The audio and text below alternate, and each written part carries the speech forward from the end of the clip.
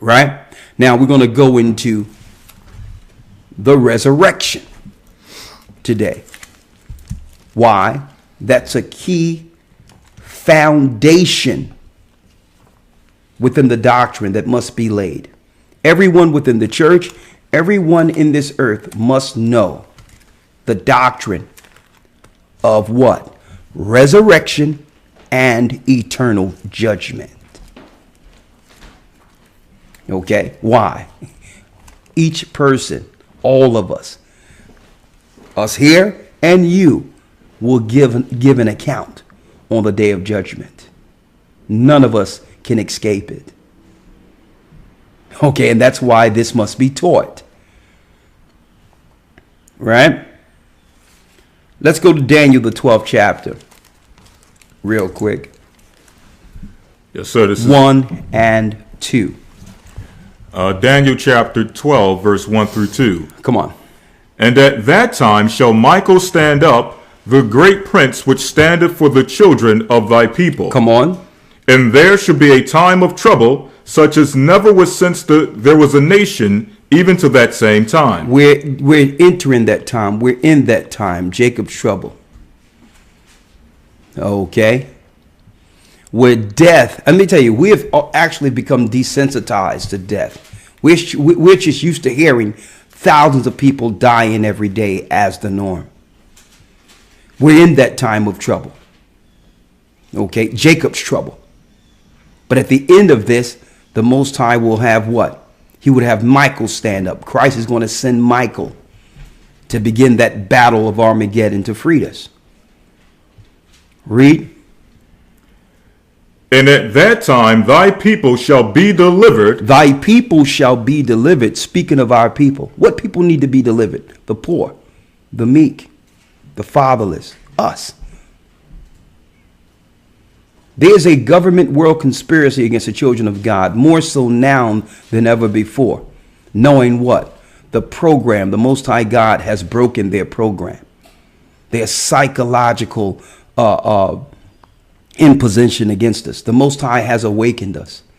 The poor, the fatherless, the weak, the slaves, the people that were suffering the curses. Yeah, we are Israel. Come on.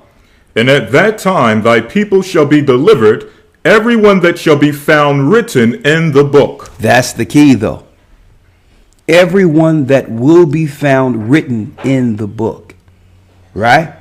Now, in order to get into this book of life, you must be on the path of Christ. First, for remission of sins, and then being baptized. And we don't want to hear nothing else about any water and arguing whether or not Christ baptized. Christ set up the baptism for the disciples. They were baptizing. That was Christ's baptism.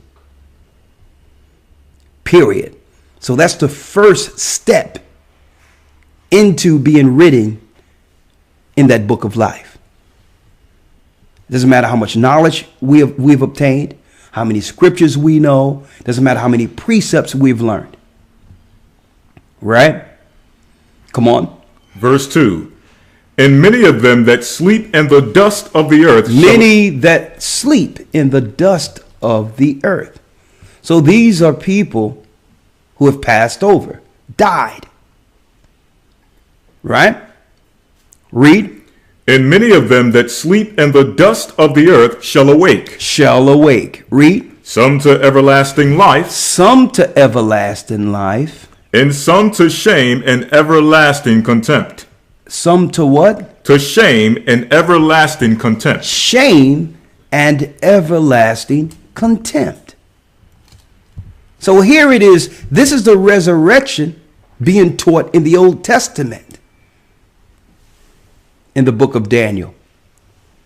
So whoever studying Torah, whoever studying the Old Testament, you must know that the resurrection didn't start with the New Testament. Mm-hmm.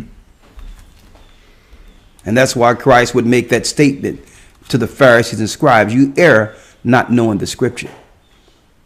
The judgment of the resurrection was written and taught by the disciples out of what? The prophets. out of Torah, out of the Torah and the Tanakh.